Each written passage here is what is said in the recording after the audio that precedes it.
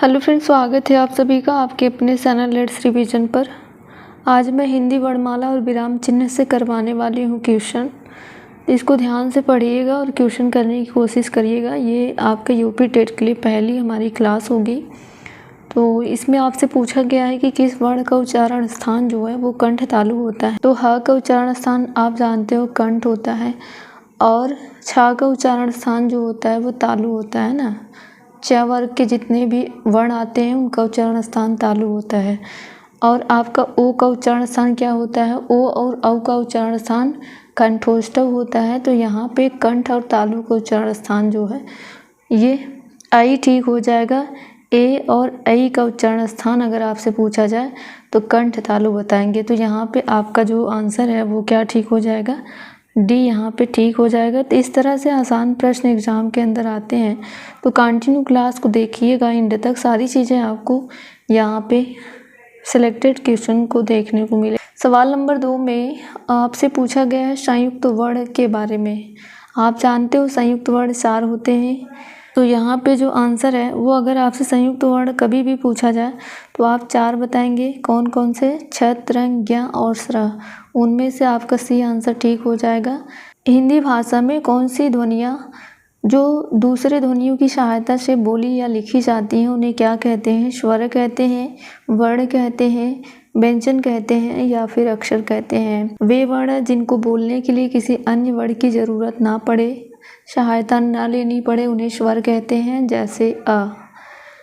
और वे वर्ण जिनको बोलने के लिए स्वर की सहायता लेनी पड़े यानी दूसरी ध्वनि की सहायता लेनी पड़े उन्हें व्यंजन कहते हैं। तो आपका यहाँ पे जो व्यंजन है ये ठीक हो जाता है। और कभी भी आपसे पूछा जाए कि कुल व्यंजन कितने होते हैं तो आप यहाँ पे 33 बताएंगे। और जब भी आपसे स्वर पूछा जाएगा तो आप 11 बताएंगे। अगर जब भी आपसे पूछा जाए कि हिंदी वर्णमाला में कुल वर्ण कितने होते हैं तो आप 52 बताएंगे। तो इतनी सारी चीज़ें आप ध्यान रखिएगा। फिलहाल इसका आंसर जो है आपका बी ठीक हो जाएगा। इस प्रश्न में आपसे पूछा गया कि व का उच्चारण स्थान क्या होता है? दंत होता है या ओष्ठ होता है या दंतोष्ठ होता है या कंठोष्ठ होता है? तो आप जानते हो व का उच्चारण स्थान दंतोष्ठ होता है। तो यहाँ पे सी आंसर आपका बिल्कुल ठीक हो जाएगा। आसान है प्रश्न। ये वाला प्रश्न महत्वपूर्ण भी है। कई एग्ज़ाम में ये देखने को मिलता है, बार बार पूछा जाता है कि व का उच्चारण स्थान क्या होता है। तो वकारस दंतोष्ठव याद रखिएगा, जो है संस्कृत में सूत्र होता है। तो इसका उच्चारण स्थान आपका दंतोष्ठ ठीक हो जाता है। अगले सवाल में आपसे पूछा जा रहा है कि हिंदी शब्दकोश में ये जो कषा है इसको वैसे छात्र बोलते हैं बट शुद्ध में जो है कषा बोला जाता है, क्योंकि क और खटकूट श से मिलकर के इनका निर्माण हुआ है। तो इनका पूछा गया है क्रम किस वर्ण के बाद आता है। तो वही चीज़ें हमने बता दिया, क के बाद आता है। तो याद रखिएगा। तो इनका जो निर्माण है क हलन खटकोट स से हुआ है। तो इसलिए इनको जो है आपका जो है पहला ही ऑप्शन यहाँ पे ठीक हो जाता है ना। आसान है प्रश्न, कोई दिक्कत नहीं है, कोई मुश्किल वाला प्रश्न नहीं आते।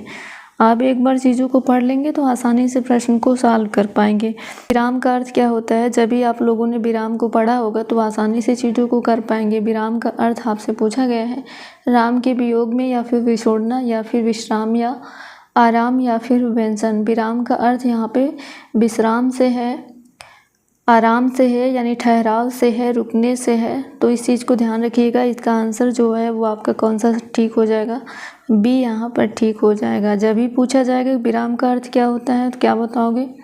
विश्राम, आराम। ये दोनों ऑप्शन ना रहे तो आप ठहराव लगाओगे, है ना। कौन सा व्यंजन पार्श्विक है यहाँ पे बताना है। आसान है। पार्श्विक में आपका ल आता है और लुंठित पूछा जाए तो र बताओगे। य और व को अर्धस्वर बोला जाता है। इस स को तालव्य बोला जाता है। लुंठित पूछा जाए, अगर लुंठित पूछा जाए तो र बताओगे। और अगर तालव्य पूछा जाए तो ये वाले श को बताओगे। अगर अर्धस्वर पूछा जाए तो व और य को बताओगे। और पार्श्विक पूछा जाए तो आप ल को बताओगे। तो यहाँ पे आपका जो सही आंसर है वो क्या हो जाएगा? सी ठीक हो जाएगा। यानी जो सी है वो क्या है यहाँ पे? पार्श्विक रही है। अगर आपसे अल्पप्राण पूछे जाएगा तो प्रत्येक वर्ग का पहला, तीसरा और पांचवा वर्ण जो होता है वो अल्पप्राण होता है। अल्पप्राण को बोलने के लिए बहुत कम टाइम लगता है और जो महाप्राण ध्वनि होती है इनको बोलने के लिए अधिक समय लगता है। तो प्रत्येक वर्ग का दूसरा और चौथा क्या है? महाप्राण है। तो ये दूसरा है, ये नहीं होगा। ये भी आपका चौथा है, नहीं होगा। ये भी आपका चौथा है, नहीं होगा। आपका ये ज ही ठीक हो जाएगा, है ना। तो ये आपका च, छ, ज तीसरे पे आता है। तीसरा आपका अल्पप्राण है। तो इस चीज़ को भी समझते रहिएगा कि ज जो है वो कौन सी ध्वनि है, तो अल्पप्राण है। यहाँ पे सी ठीक हो जाएगा, आसान है ना। यहाँ पे हम लोगों ने दो बातों को समझा, एक अल्पप्राण और एक महाप्राण। तो याद रखिएगा, इसका ट्रिक मत भूलिएगा। वर्ग का पहला, तीसरा और पांचवा अल्पप्राण, दूसरा और चौथा जो है वो महाप्राण होता है। पूर्ण विराम का प्रयोग किया जाता है वाक्य के प्रारंभ में, अंत में या फिर वाक्य के मध्य में, या इनमें से कोई नहीं।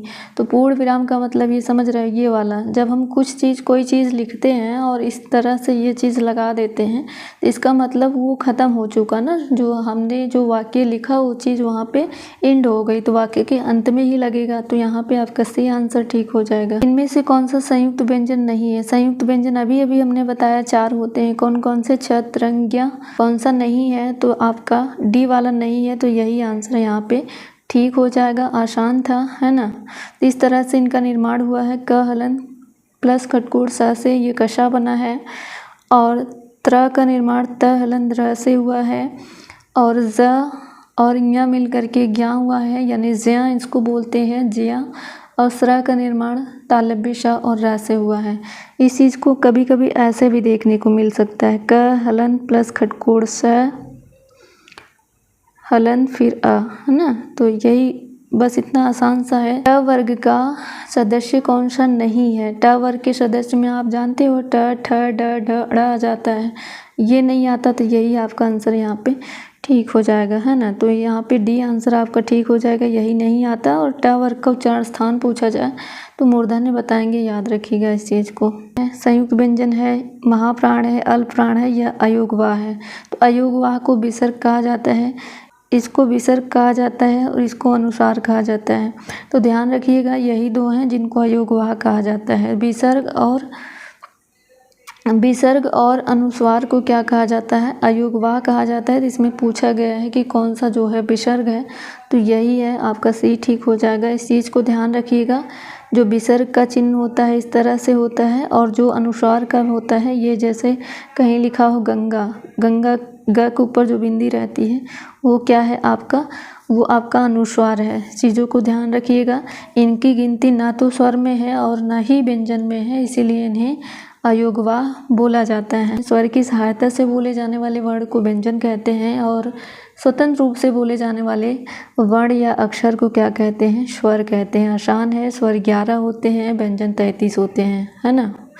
और इसमें से पूछा गया है अंत में आ आता है तो उन्हें क्या कहेंगे? अनुस्वार कहेंगे, अंतस्थ कहेंगे, अयोगवाह कहेंगे या फिर अकारांत कहेंगे।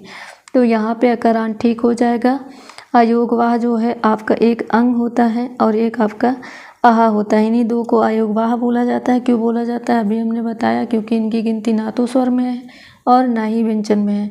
अंतस्थ याद रखना 4 होते हैं, य, र, ल, व। ये जो है 4 जो है अंतस्थ कहलाते हैं। फिलहाल इसका आंसर जो है आपका डी यहाँ पे ठीक हो जाएगा। अगला पूछा गया है हिंदी वर्णमाला में अंग और आहा क्या है? ये चीज़ अभी अभी हमने बताया ना, तो ये अयोगवाह बोले जाते हैं। इस चीज़ को ध्यान रखिएगा। फिर से मैं बता रही हूँ, स्वर 11, व्यंजन 33, कुल वर्ण पूछा जाए तो 52 बताओगे।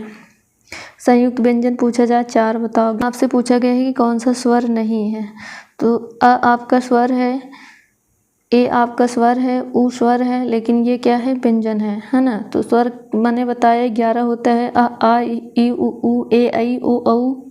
इस तरह से स्वर जो है 11 हैं और व्यंजन आपके ये हैं। तो यही आंसर ठीक हो जाएगा। आपसे पूर्ण विराम पूछा गया है, पूर्ण विराम का चिन्ह अंत में लगाते हो। अंत में किस तरह से चिन्ह लगाते हो? इस तरह से लगाते हो, तो यही ठीक हो जाएगा, यानी सी ठीक हो जाएगा। अंतिम सवाल है आपका, निम्नलिखित व्यंजनों में से कौन सा संयुक्त व्यंजन नहीं है? अभी हमने बताया संयुक्त व्यंजन कितने होते हैं? 4, छत्र, ज्ञा और स्र। तो यहाँ पे ये वाला श नहीं होगा, तो यही आंसर इसका ठीक हो तो रिवीजन में करवा देती हूँ लास्ट में, क्योंकि वर्णमाला से हमने प्रश्न किया है तो थोड़ा सा रिवीजन बनता है ना। तो वर्ण या अक्षर उस ध्वनि को कहते हैं जिसके टुकड़े जो है ना हो सके, या वर्णों के समूह को क्या बोलते हो? वर्णमाला बोलते हो। वर्णमाला में कितने वर्ण हैं? कुल 52 वर्ण हैं। इस चीज़ को ध्यान रखना, 11 स्वर होते हैं ये, और यहाँ पे 33 नहीं 35 लिखा है, तो ध्यान रखना कुल जो है पूछा जाए तो 33 बताओगे, है ना। क वर्ग, च वर्ग, ट वर्ग, त वर्ग, प वर्ग इस तरह से डिवाइड हैं, तो इसलिए इनको जो है वर्गीय व्यंजन भी बोलते हैं। संयुक्त पूछा जाए तो क्या बताओगे? संयुक्त में आपके 4 आते हैं। कौन कौन से, इनका कैसे निर्माण हुआ है, ये चीज़ ध्यान रखना। अंतस्थ पूछा जाए य र ल व बताओगे। उसमें पूछा जाए तो तीनों श और ह बताओगे। आसान है थोड़ा सा, बस मैंने सोचा कि इस चीज़ को रिवाइज कर लेते हैं। तो इसके अतिरिक्त 2 अन्य अंग और आहा को हमने जो है अनुस्वार और विसर्ग बताया, इन्हें अयोगवाह बोलते हैं। इस चीज़ को भी ध्यान रखना। और इतनी सारी चीज़ें हुई। और thank you so much class में इतना देर तक बने रहने के लिए। Thank you. अगर क्लास में नए हैं, चैनल पर नए हैं, चैनल को सब्सक्राइब ज़रूर करिएगा। मुझे मोटिवेशन मिलता है और एक खुशी मिलती है और ज़्यादा मेहनत करने का मन करता है। इस तरह के प्रश्न और मैं कम्युनिटी पोस्ट में करवाती हूँ। अगर सब्सक्राइब किए रहेंगे तो वो सारे प्रश्न जब भी आप मोबाइल खोलेंगे तो आपको सारे प्रश्न मिलेंगे। और हमारे जो प्रश्न होंगे वो जीके, जीएस, करंट अफेयर्स के साथ साथ जो इम्पोर्टेंट मुझे लगते हैं सीडीपी, ईवीएस, सारे प्रश्न में डालती हूँ। डेली कम से कम 10-12 प्रश्न डालती हूँ। अगर वही आप तैयार करते जाते हैं तो एक आपका बेस मेंटेन होता जाएगा। तो इसलिए आप चैनल को सब्सक्राइब करना मत भूलिएगा। Thank you so much.